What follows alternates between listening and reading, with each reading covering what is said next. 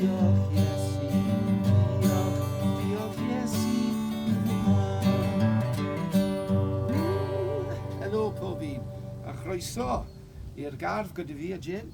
Rhosier ydw i, ychydig Rhosier Morgan, gweinidog dros yr afalaeth bydyddwyr cylchfredi yma yn Sir Benfro. Gobeithio bod pob un wedi cofio rhoi'r clocs ymlaen. Neithiwr neu yn gynnar y bore yma ty beth. Dreni bod ni ddim yn gallu mynd ymlaen gyda'r cloc. Mynd ymlaen falle am rai fisoedd. Hyd at diwedd yr argyfwng hwn yr ydyn ni yn dioddef ar hyn o bryd. Ac dwi'n fawr gobeithio bod pob un yn cadw yn ddiogel ac yn saff ac yn dilyn cyngor ac yn llawiau bwrddau iechyd a'r Llywodraeth sydd yn helpu i dorri lawr ar y farwolaeth sydd yn anffodus wedi digwydd o ganlyniad i'r feirws corona. Ond tra bod ni yma yn yr ardd, dwi eisiau rannu gyda chi rhywfaint am y fath o bethau mae fi a Jane wedi dod o hyd i yn yr ardd. Mae paperweights dy fi, mae'n gwyntog lan yma heddiw. Ond mae yna watch bach fan hyn. Nes i pocket watch nes i darganfod yn yr ardd. Dwi'n mynd i troi rownd i weld yr ochr arall hefyd. Ond fyddech chi'n sylwi, does dim lot ar ôl mae wedi rhydu a mae bits wedi mynd amser nôl siŵr o fod. Wedi claddu yma gyda pethau eraill fel pibau a boteli a bob math o bethau drysor dwi'n gweld nhw fel. A dwi'n meddwl mae hwn yn dyddio siŵr o fod y pocket watch yma o bendant oes Victoria, ond par amser siŵr canol hyd at falle diwedd neu dechrau 1910, 1920 hyd yn oed pwy o oer.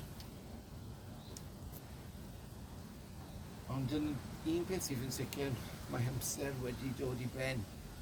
Mae dwylo wedi hen fynd ar y watch fan hyn. Mae hwnna'n atgoffa ni bod beth yn dod i ben ar y ddaear yma. Hyd yn oed amser ei hunan, daw hynny i ben yn y diwedd. A does dim un ohono ni yn gallu gwared hwnna, fwydo hwnna. So un ohono ni yn invincible. Mae yna ambell un dros y dyddiau diwethaf yn meddwl bod nhw yn fynd allan ac yn anwybyddu y cyngor sydd wedi'i rhoi. Drian am hynny. Ond dyn ni ddim yn invincible. Dyn ni ddim yn gallu bod yn gambler gyda'r feirws corona yma chwaith. Mae amser yn bryn. Yr hyn sydd wedi'i rhoi i ni, wel, mae'n fynd yn gyflym. Ac ychydig o amser sydd gennym. A beth ydyn ni'n mynd i wneud gyda'r amser? Ydyn ni'n amser dyn ni'n gallu defnyddio i iachau a gwella y byd yma? Neu amser i llygredu a difetha? Mae'r sawl un ohono ni ar hyn o bryd gatre. Mae'n lot o amser ar ein dwylo, mwy nag arfer falle. A dwi wedi clywed am rai sydd yn cwyno bod nhw'n bod. Bod nhw'n achwen, maen nhw'n gweld yr un pethau trwy'r amser nawr a dim byd yn diddori nhw. Dim newid o ddydd i ddydd. Mae hwnna'n diddorol achos mae bywyd fel ni weithiau o ddydd i ddydd, ni'n gweld yr un pethau a mae pethau'n symud yn slow ydyn nhw. Ond os ni'n edrych nôl rhyw 5 mlynedd, ni'n sylweddoli mae popeth wedi newid dros yr amser. Mae amser yn ddwy newidiadau i'n cylch ni os dyn ni croesawu nhw neu beidio. Mae newid yn dod. Mae'n un peth sydd yn sicr mewn bywyd. Mae pethau ddim yn aros yr un peth. A fydd pethau ddim yn aros fel mae nhw nawr. Daw diwedd un sefyllfaoedd ni yn y pen draw. Araf yw'r newid rhan amla. Fel dysgu offeren neu dysgu iaith. So fe'n digwydd dros nos. Mae'n cymryd amser ymarfer. A mae'n rhaid gweithio i wneud hynny. Dwi'n diolchgar am y ffaith bod ni'n gallu siarad Cymraeg, wedi dysgu'r iaith yn plentyn ac oedolyn, ond hefyd yr iaith Saesneg, ac unrhyw iaith arall hefyd. Falle mae rai ohonoch chi yn wedi dysgu iaith dros y cyfnod yma, dwi'n mynd gwybod. Ond yn yr flwyddyn hyn, 2020, yr ail millennium ar ôl Crist, mae'r iaith Saesneg, un o'r ieithoedd mwyaf y byd, a wedi bod ers amser yn cael ei defnyddio mewn wleidyddiaeth, mewn technoleg, mewn masnacha a phob dim. Ond dyw e ddim wedi bod na fel na erioed, a ni fydd e fel na am byth chwaith.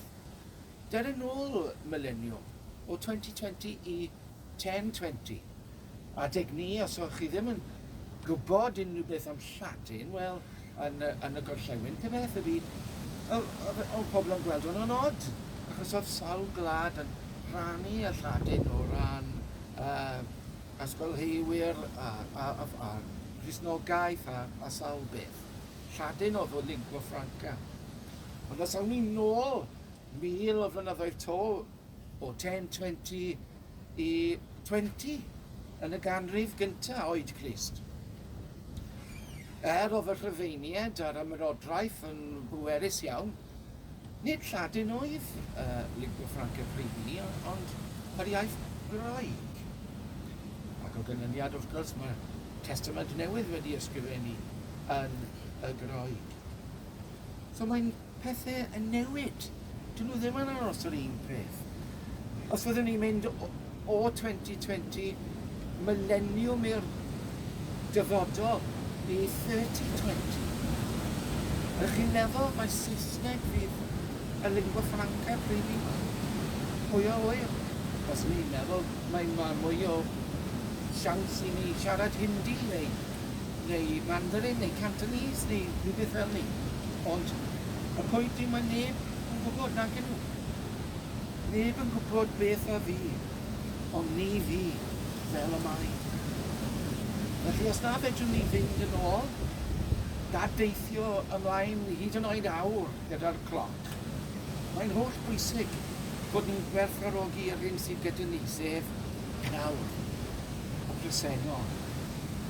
Fel y watch, hen watch yma, daw amser i ben, a chawn ni yn claddu yn yr Ieir rhywbryd. Daw afon amser i ben wrth gyrraedd môr tragwyddoldeb. A dawn ni byth yn ôl. Mae'r Gair yn dweud, it is appointed man once to die and then judgment. A beth bydd yn ei defense ni? Beth dywedwn am yr amser sydd wedi'i rhoi i ni, yr anreg yma? Beth am yr amser ydyn ni wedi gwastraffu yn cwryla? Gwastraffu mewn cysineb neu brwydro a lladd. Dyma ein hanes ni, godynoliaeth. Allwn ni ddim rhoi bai ar unrhyw un arall. Fel heddi, dyn ni gyd yn gyfrifol. Ni gyd fod chwarae ein rhan. A pan ddaw dydd y barn, bydd rhaid i ni roi esboniad am y pethau yma.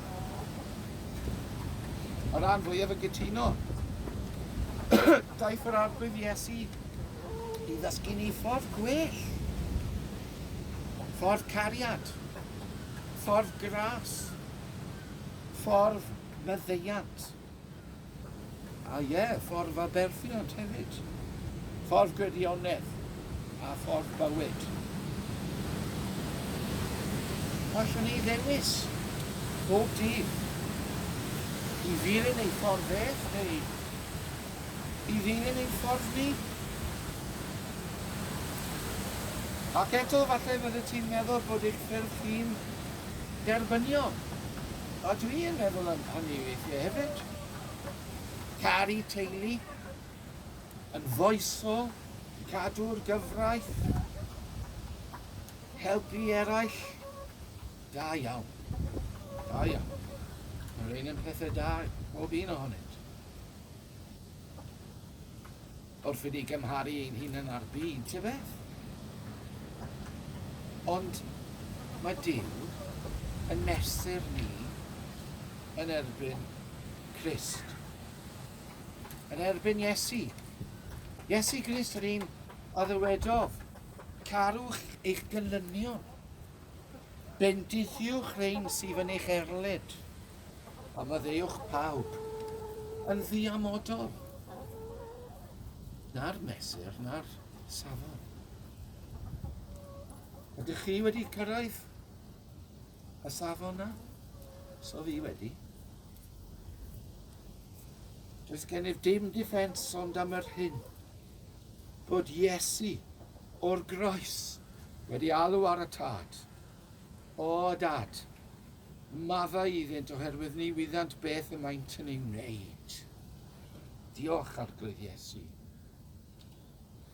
Ac yn daw amser, yr amser sydd wedi rhoi bob un ohono ni i ben, mae'n y gyfle i ni newid ein hunan, a newid y byd hefyd. Mae gen i watch fan hyn, sydd hefyd yn dod o'r adeg Victoria. Ydy mae'n dangos hwnni i chi gyd. Mawrth am yw e, late Victorian. A mae'n gweithio, so fe'n wedi weindo lan ar un o bryd, ond as i'n meddwl fydde chi'n clywed e gyda'r holl gwynt. Ond mae'n watch arbennig. A fe welwch chi bod y gwaith, y crafft yma yn ardderchog. Ydych arni yn gweithio tu fewn.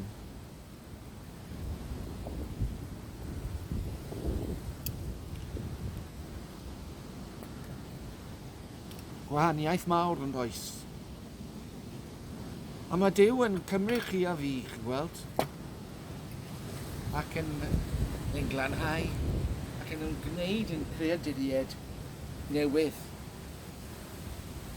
Yr ein sydd yn nofio yn erbyn y llanw, sydd ddim yn mynd llaw yn llaw gyda'r byd, ond yn dilyn yr arglwydd.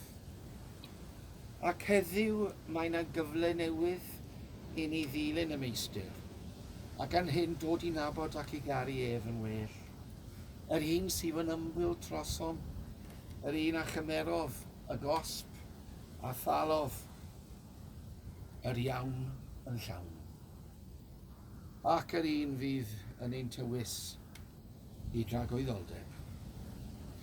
Nid yw'r yfori wedi addo i neb, nid hyd yn oed yr awr nesaf.